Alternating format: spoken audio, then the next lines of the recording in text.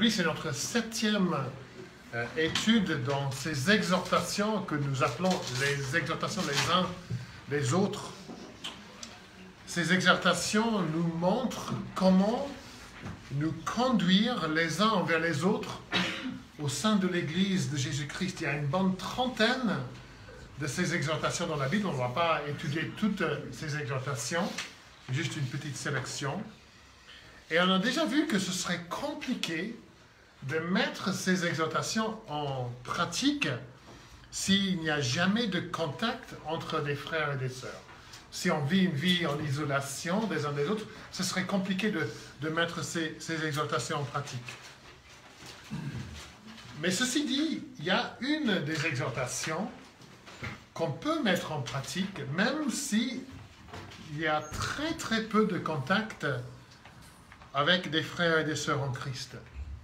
Un auteur a dit de cette exhortation, « Nous pouvons obéir en tout temps et en tout lieu à l'ordre prier les uns pour les autres. » On peut être coupé des gens pendant des mois et toujours mettre en pratique cette exhortation. Et c'est vrai que cette exhortation que nous avons lue dans l'épître de Jacques est donnée dans le contexte des personnes malades. Jacques 5, verset 16, nous lisons « Confessons donc vos péchés les uns aux autres et priez les uns pour les autres afin que vous soyez guéris. La prière agissant du juste a une grande efficacité. » Et Jacques nous dit que nous devons prier surtout pour ceux qui sont malades et faibles. Mais quand nous lisons le reste de la Bible, nous voyons clairement que prier les uns pour les autres, ce n'est pas du tout limité à des personnes malades. Et donc ce matin, je veux que nous voyions la place primordiale de la prière dans l'Église, ainsi que la responsabilité que nous avons, nous tous, à prier les uns pour les autres. Et pour aborder ce sujet, je veux simplement poser 5 questions, très simples. Pourquoi prier les uns pour les autres? Pour qui prier? Déjà, on a répondu à ça par la première question. Que prier? Quand prier? Et comment prier? Donc voilà, toute une série de questions simples pour nous aider à mettre en pratique cette exhortation de la part de Dieu. Donc d'abord, pourquoi prier les uns pour les autres? Et la réponse est très simple, c'est un commandement de Dieu. Je pourrais m'arrêter là et on rentre chez nous et ce serait tout que nous avons besoin d'entendre. Dieu nous demande de le faire. Dieu nous demande de prier les uns pour les autres. Alors nous devrions le faire. L'ordre de Dieu, il y a un auteur qui écrit « L'ordre de Dieu devrait être une motivation suffisante pour le chrétien. Dieu l'a dit, donc je le fais. » Dans Éphésiens 6, verset 18, nous lisons « Faites en tout temps par l'Esprit toutes sortes de prières et de supplications. Veillez à cela avec une entière persévérance et priez pour tous les saints. » Donc Dieu dit « Priez pour tous les saints. » Voilà. Ce n'est pas difficile à comprendre. Prier pour tous les saints. Ne pas prier pour les autres, en fait, c'est péché. C'est un péché. Nous péchons contre les autres et contre Dieu si nous ne prions pas les uns pour les autres. Le prophète Samuel, il était conscient de ça quand il dit dans 1 Samuel 12, « Loin de moi aussi de pécher contre l'Éternel. » Comment? De cesser de prier pour vous. Vous ne priez pas pour les frères et sœurs. Vous péchez contre Dieu et contre eux. Ne pas prier les uns pour les autres, c'est ce qu'on appelle un péché par omission. Quand nous ne faisons pas ce que Dieu nous demande de faire. Mais dans sa bonté, Dieu dans sa parole donne beaucoup d'autres raisons pour lesquelles nous devons prier les uns pour les autres. Déjà, c'est un commandement, ça devrait suffire, mais Dieu nous donne d'autres raisons. D'abord, il y a l'exemple des autres. L'exemple des autres, tout au long de la Bible, prier pour les autres a toujours été une partie fondamentale de la vie du croyant. Pensons à Abraham, comme il a intercédé pour Sodome et Gomorrhe parce que son neveu était là. À maintes reprises, Moïse intercède pour le peuple de Dieu. Nombre 21, verset 7 par exemple. Le peuple vint à Moïse et dit, « Nous avons péché, nous avons parlé contre l'Éternel et contre toi. Prie l'Éternel afin qu'il éloigne de nous ces serpents. » Et Moïse, nous lisons, pria pour le peuple. Nous avons vu cette belle image de l'Ancien Testament, des vêtements d'Aaron, sur lesquels étaient gravés les noms des tribus d'Israël dans Exode 28. Et je lis encore ce verset. « Lorsqu'Aaron entrera dans le sanctuaire, il portera sur son cœur les noms des fils d'Israël, gravés sur le pectoral du jugement, pour en conserver à toujours le souvenir devant l'Éternel. » Impossible pour Aaron d'entrer en la présence de Dieu et de ne pas prier pour le peuple. Il portait sur son cœur, symboliquement, sur son cœur, les noms des fils d'Israël. Et c'est une image de ce que nous tous, nous devons faire quand nous venons à la prière. Nous portons les noms des uns des autres sur notre cœur. Et comme ça, c'est un réflexe.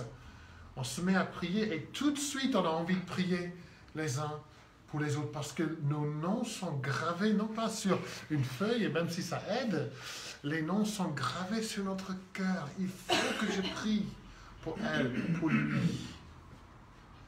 Et puis nous avons aussi l'exemple de Jésus. Il a dit à Pierre dans Luc 22, « J'ai prié pour toi pour que ta foi ne défaille pas. » Et si vous lisez dans Jean 17, vous trouverez une prière où Jésus intercède pour ses disciples. Verset 9, « C'est pour eux que je prie. » Verset 15, « Je te prie de les préserver du malin. » Verset 17, « Sanctifie-les. » Il prie pour ses disciples. Et l'apôtre Paul, il dit dans presque toutes ses lettres qu'il prie pour les chrétiens auxquels il écrit. Il remercie Dieu pour eux. Nous avons lu dans Éphésiens 1, « Je ne cesse de dire ma reconnaissance à Dieu à votre sujet quand je fais mention de vous dans mes prières. » Il était toujours en train de rendre grâce pour eux. Et puis Paul parle aussi des prières des saints pour lui. Il remercie les uns les autres qui prient pour lui. Il était fortifié, encouragé par leurs prières. Et donc, nous prions les uns pour les autres parce que Dieu nous dit de le faire, mais aussi parce que nous avons l'exemple des autres. Et puis, troisièmement, nous prions les uns pour les autres parce que c'est une expression de notre amour les uns pour les autres. On pourrait dire que la prière, c'est la meilleure expression de notre amour pour les autres. Dans cette série de prédications, les uns pour les autres, nous avons constaté que l'exhortation « Aimez-vous les uns les autres », c'était la base, c'est le fondement de toutes les autres exhortations. Et un auteur que j'ai lu explique pourquoi. Il dit « Si nous aimons vraiment quelqu'un, nous souhaitons pour lui, pour elle, le plus grand bien à tous égards. Or, nous savons que Dieu seul est capable de réaliser tous ses souhaits. Apportons-les lui donc dans la prière. Prier pour nos amis est ce que nous pouvons faire de plus efficace pour eux. Bien souvent, la seule chose que nous puissions faire. Si nous croyons avec l'apôtre Jacques que la prière a une grande efficacité, si on en est convaincu, et si nous croyons que Dieu se sert de nos prières pour accomplir sa volonté, et si nous croyons que Dieu est capable de faire toutes choses, si nous répondons oui à toutes ces affirmations, logiquement, nous allons prier pour les personnes que nous aimons. Que Dieu les bénisse, parce qu'il est capable de le faire, parce qu'ils ont besoin de son aide. Et si vraiment nous nous aimons les uns les autres, si vraiment nous sommes convaincus de l'efficacité de la prière, de la puissance de Dieu, nous allons prier les uns pour les autres. Qui sont ceux que vous aimez le plus? Normalement, c'est ceux pour qui vous priez le plus. pensez à ceux pour qui vous priez le plus. Normalement, c'est les gens que vous aimez le plus. Donc, si vous priez rarement, ou pire, jamais, pour vos frères et vos sœurs en Christ, logiquement, c'est parce que vous ne les aimez pas. C'est parce qu'il y a un manque d'amour pour eux. Si nous prions pour les personnes que nous aimons, et nous ne prions pas pour nos frères et nos sœurs en Christ, vous faites le calcul. Qu'est-ce que cela révèle de votre amour pour eux? Alors, pourquoi prier les uns pour les autres? Deuxièmement, pour qui prier? On a déjà donné la réponse, il n'y a pas de réponse étrange ici. Ça va sans dire que nous devrions prier pour celles et ceux qui ne connaissent pas encore le Seigneur. Ça va sans dire. On prie pour nos proches, pour nos amis, pour nos collègues qui ne connaissent pas le Seigneur. On prie pour le salut dans leur vie. Mais quand Jacques dit ici « prier les uns pour les autres », il s'adresse aux chrétiens. Donc il leur dit de prier pour les membres de leur famille spirituelle, immédiate, c'est-à-dire de l'Église locale. On prie les uns pour les autres là où on se connaît, là où on s'aime, là où on s'exhorte, où on s'encourage, là où on veille les uns pour les autres. C'est là où on prie les uns pour les autres. Et grâce à la communion fraternelle au sein de l'Église, nous saurons normalement quoi prier les uns pour les autres. Parce que nous avons ce contact, nous discutons, nous parlons, nous savons ce qui se passe dans la vie des uns des autres. Et donc, nous ne devrions pas avoir peur de demander aux uns et aux autres « Qu'est-ce que je peux prier pour vous ?» Nous ne devrions pas être surpris si quelqu'un nous pose cette question. Ça devrait nous encourager, en fait, de savoir « Ah oui, il prie pour moi, c'est bien, elle prie pour moi. » N'ayons pas peur de dire « Puis-je vous demander de prier pour moi ?» On voit ça régulièrement dans les messages qui sont envoyés dans le groupe WhatsApp. « Puis-je vous demander de prier pour telle ou telle situation ?» Ça, c'est une très bonne chose, qu'on demande la prière comme ça. Il faut quand même, dans l'Église, qu'il y ait une ambiance de confiance, où on n'a pas peur de se confier aux autres, où on n'a pas peur de demander de prier. Et pour faciliter cela, il ne faut pas que l'Église soit un lieu de commérage, mais de confiance. Si on demande aux gens de prier pour tel ou tel sujet, il faut savoir que cette personne à qui on demande ne va pas communiquer ça à tout le monde autour, si on demande en confiance. Et trop souvent, c'est le contraire. Et c'est ça qui empêche les gens dans le besoin d'aller vers les autres pour demander des sujets pour donner des sujets de prière. Et dans l'épître de Jacques, il dit que c'est les personnes malades qui devraient demander aux autres de prier pour eux, mais quels que soient nos besoins, que ce soit la maladie ou autre, il faut demander aux autres de prier. Donc, ça c'est au sein de la communauté locale. Mais il faut aussi que nous prions pour nos frères et nos sœurs ailleurs dans le monde. Parfois pour celles et ceux que nous ne connaissons pas. Les prières de Paul n'étaient pas limitées aux membres de l'Église auxquels il était en train d'écrire. Il priait pour toutes les églises, partout. Pour les gens qui connaissaient, pour les gens qui ne connaissaient pas. Et nous devrions faire pareil. Et grâce aux nouvelles technologies, on peut être informé sur ce qui se passe dans l'Église de Jésus-Christ dans des pays un peu partout dans le monde. Chaque semaine, on peut recevoir, si on veut, des sujets de prière, des listes de prières pour Portes Ouvertes, pour CEL, pour d'autres missionnaires. Et il faut juste s'inscrire sur la liste de prières pour recevoir des sujets de prière pour les gens un peu partout dans le monde. Pas besoin de les connaître par nom, pas besoin de savoir qui ils sont, où ils habitent exactement. Il faut juste lire le sujet de prière que ces gens ont donné et prier pour ces choses. Et ce que nous faisons pour les autres, je peux vous garantir qu'il y en a d'autres qui font pour nous.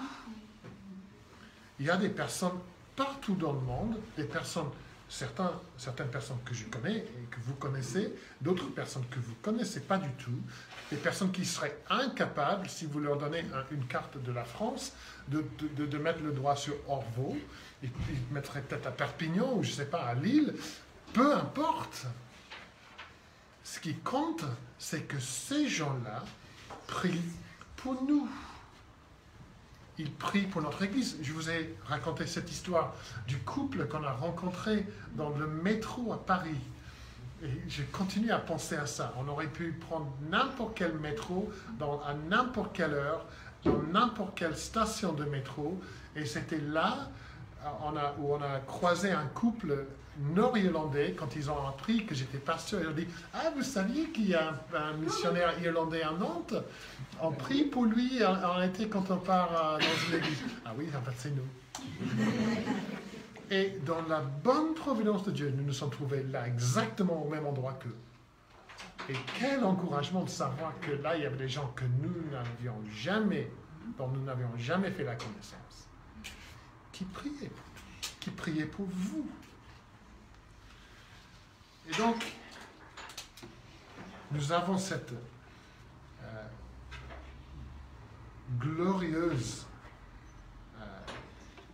promesse, ce glorieux encouragement de prier les uns pour les autres, ici dans l'Église, mais partout dans le monde, nous prions les uns pour les autres. Paul dit dans Éphésiens 6, priez pour tous les saints. Et les saints, ce n'est pas les saints Saint Thomas et Saint Nicolas et Saint Paul. Les saints, c'est les chrétiens. Alors, troisième chose, que prier les uns pour les autres? Nous ne voulons pas nous contenter de dire « bénis cette personne-là et sois avec cette personne-là », même si c'est mieux que rien. Nous pouvons faire mieux que ça en suivant le modèle, l'exemple des prières dans la Bible, où nous lisons des prières précises et pointues. Alors, quelles sont les caractéristiques des prières dans la Bible? Nous prions bien sûr pour les besoins matériels.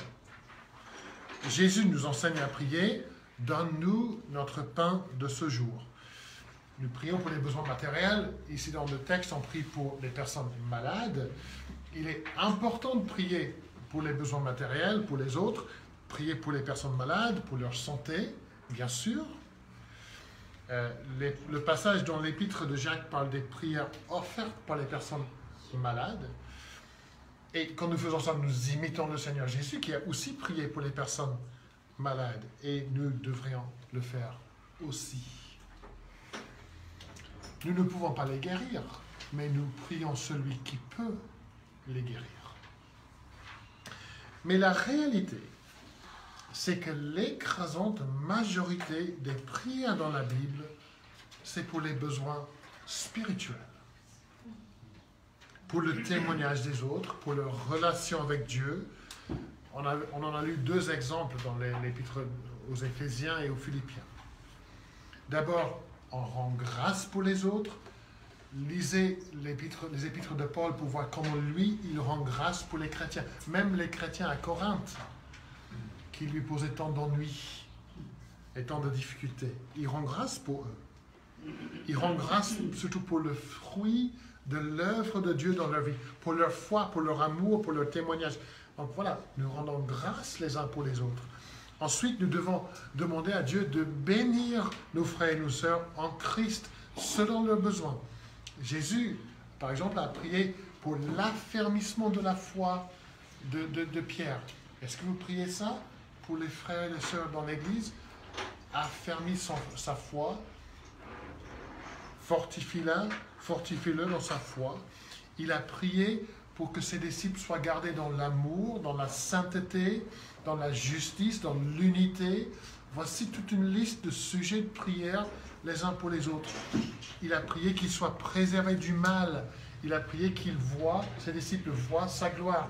Voici ce que nous pouvons prier les uns pour les autres. Et quand nous lisons les prières de Paul, c'est presque toujours des prières spirituelles.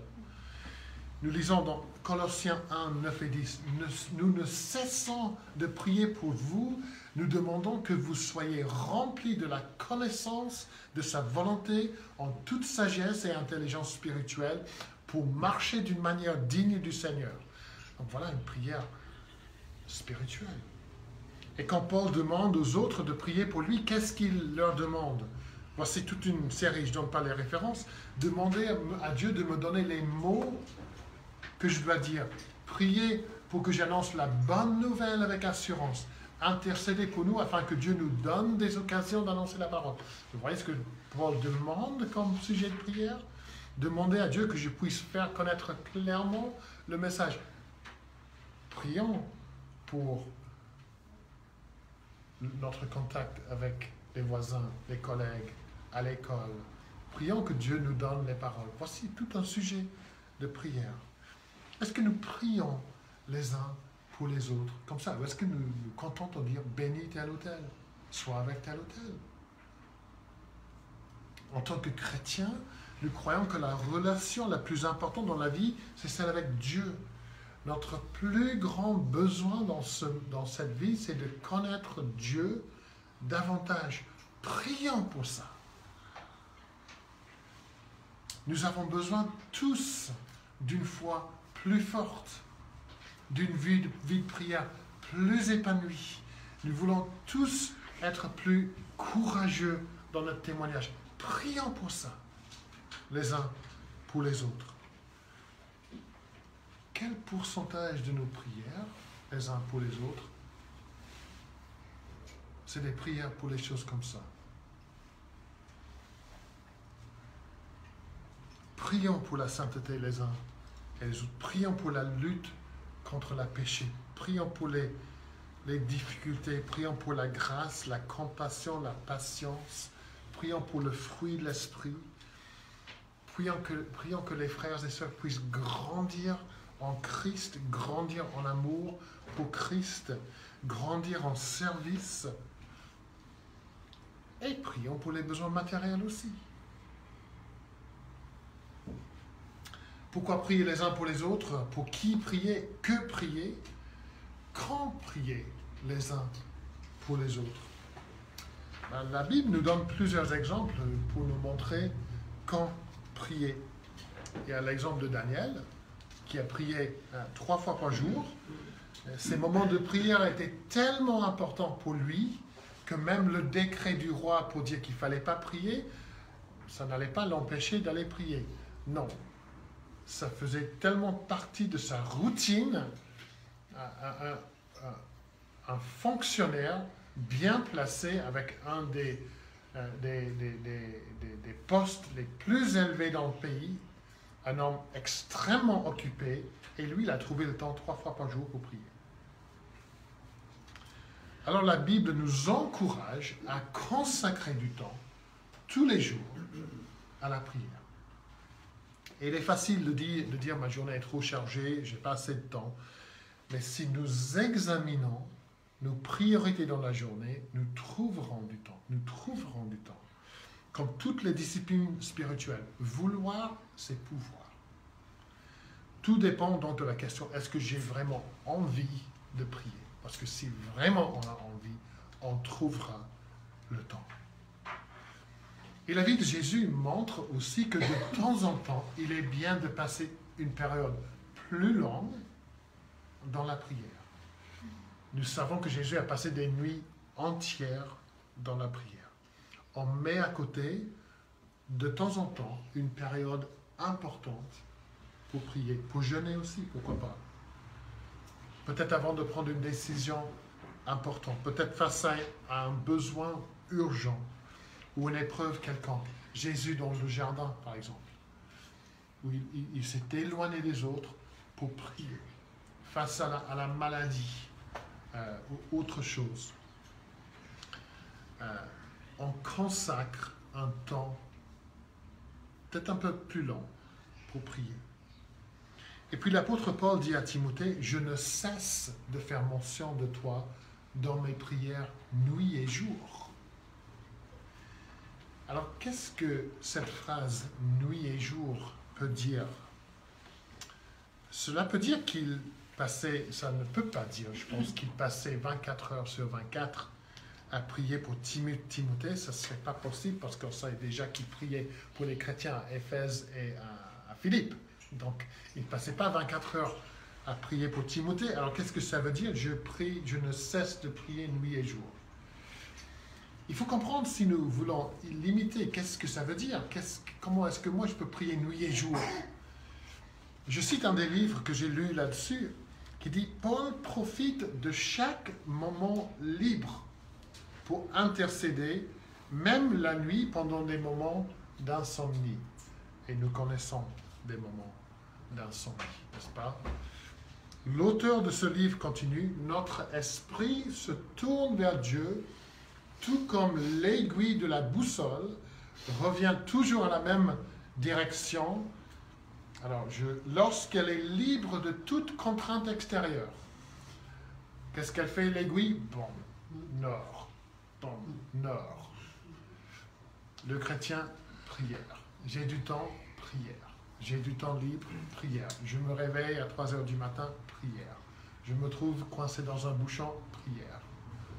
Je me trouve avec 10 minutes avant de faire la prochaine activité, prière. En attendant le bus ou le tram, pas besoin de vous mettre à genoux. Vous pouvez juste prier. Quel est le sujet qui vous préoccupe? J'ai lu le message de tel ou tel ce matin, il faut que je prie pour ça. Je me rappelle, quand j'étais étudiant, on était plusieurs en colocation, plusieurs chrétiens en colocation, dont un Américain qui était très gentil, qui faisait la vaisselle pour nous, quand il y avait des tasses, des assiettes qu'on a laissées traîner par terre. Et on lui a demandé un jour, Mike, je parle le même Mike, mais est-ce que ça t'énerve quand nous ne faisons pas la vaisselle, quand on laisse notre tasse de café par terre, et toi tu fais la vaisselle pour tout le monde? Il a répondu, non, parce que pour chaque assiette, pour chaque tasse que je lève, je prie pour l'un d'entre vous. Et on s'est dit, bah, si c'est le cas, on va laisser davantage de tasses. Plus on laisse des tasses par terre, plus Mike il va prier pour nous. Mais bon, on ne voulait pas le provoquer à la colère non plus. Donc, mais c'était sa façon d'utiliser ce temps. Il ne faisait pas d'autre chose, il avait la vaisselle. Donc il priait pour nous pendant qu'il faisait ça. Et le Nouveau Testament nous parle aussi des réunions de prière. Donc on a ces temps, comme Daniel, on a le temps de Jésus consacré, on a Paul qui se sert des moments de libre, mais on a aussi des réunions de prière organisées pour les membres de l'Église. Acte 1 à 14, tous d'un commun accord, persévérer dans la prière ensemble. Acte 2, 42, ils persévéraient dans l'enseignement des apôtres, dans la communion fraternelle et dans la fraction du pain et dans les prières. Et donc, nous devons comprendre que c'est des moments de prière passés ensemble. Et dans l'Église, nous avons, dans notre Église, des moments de prière. Ce vendredi, il y a un moment de prière. Avant le culte, il y a un moment de prière. À la fin du culte, il y a un moment de prière pour prier les uns avec et pour les autres. Et puis finalement, comment prier les uns et pour les autres? Là, je ne parle pas du contenu, on a déjà vu ça, que prier, mais je parle plutôt de la méthodologie. De mes propres expériences, je vous dirai deux choses. Je n'ai pas de verset pour le dire, mais c'est juste mon expérience. Organisation et flexibilité. Organisation et flexibilité. On a sorti une liste de prières pour vous encourager à prier les uns pour les autres. Et cela vous permet de prier de façon systématique, organisée. Alors soyez, pour les différentes personnes dans l'Église, soyez organisés. Servez-vous de cette liste. Quand vous savez que j'allais prier pour quelqu'un, pourquoi pas envoyer un petit message pour dire tous les numéros sont dans le groupe WhatsApp. Vous pouvez trouver, ou si on n'est pas dans le groupe WhatsApp, vous pouvez demander le numéro. Qu'est-ce que je peux prier pour vous? Pourquoi pas prendre un petit carnet pour noter les choses pour lesquelles vous priez? Et comme ça, vous pouvez relire, revoir ça dans un mois, dans 2 mois, pour voir. Ah, j'ai prié pour ça. Regardez comment Dieu a exaucé cette prière. Ou j'ai prié pour ça le mois dernier. Je vais demander comment cette situation a évolué. Et dites aux autres que vous priez pour eux. Envoyez un petit message pour dire, aujourd'hui, c'est vous dans ma liste de prières. Je prie, je veux que tu saches que c'est toi. Je veux que tu saches que je prie pour toi. Mais laissez de la place également pour des personnes qui ont un besoin urgent. Et ça, c'est le mot flexibilité. La semaine dernière, par exemple, on a reçu des messages des sœurs dans l'église pour dire, est-ce que vous pourrez prier pour telle ou telle personne, telle ou telle personne. J'espère que personne n'a dit, ah ben désolé, je ne peux pas parce que, en fait, vous c'est le 5 et le 19, donc aujourd'hui on est le 12. Je ne prie pas pour... Non. L'organisation, c'est bien, mais quand cela nous empêche de prier pour les cas urgents, il y a quelque chose qui ne va pas. Donc il faut une flexibilité. Quelque chose arrive, il y a un besoin urgent, on nous fait part de ça, on prie.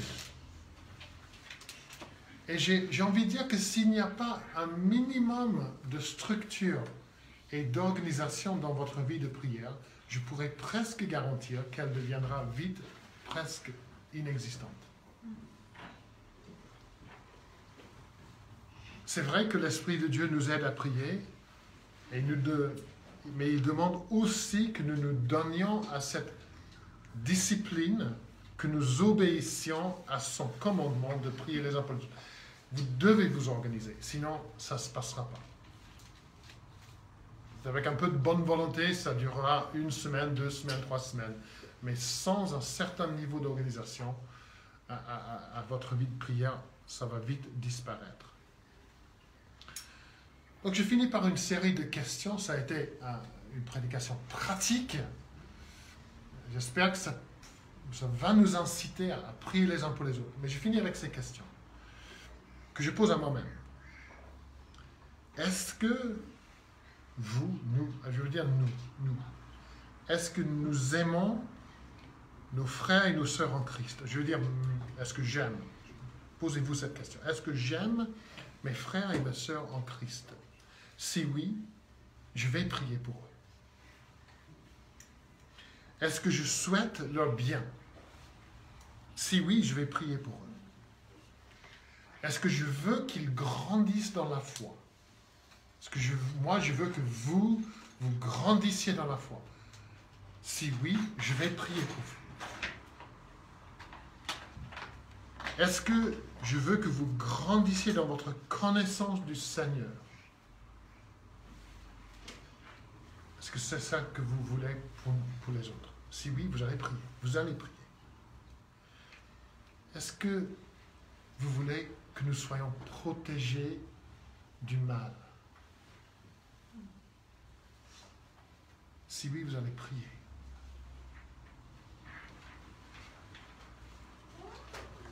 Est-ce que vous voulez que nous ayons la joie en Christ, malgré les épreuves? Si oui, vous allez prier. Les enfants. Est-ce que vous voulez que les enfants deviennent des hommes et des femmes de foi? Si oui, vous allez prier pour eux. Vous avez promis de prier pour eux. Est-ce que nous nous aimons les uns les autres? Si oui, nous prierons les uns pour les autres.